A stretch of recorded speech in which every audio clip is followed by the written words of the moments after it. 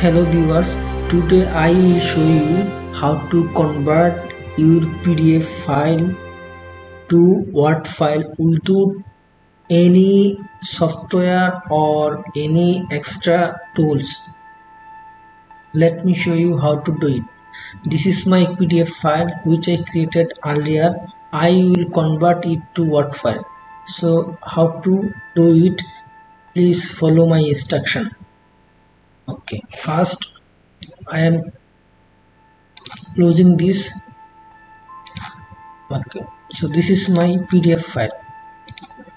Okay, so I will select it and right click with my mouse, and here you see open with.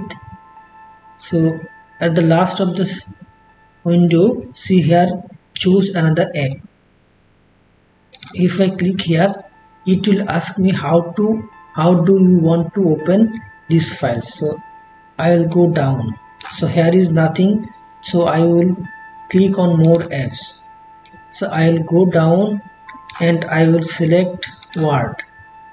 If I press OK, you need to give some time to open it. So see, my earlier file was PDF, now it is Word file.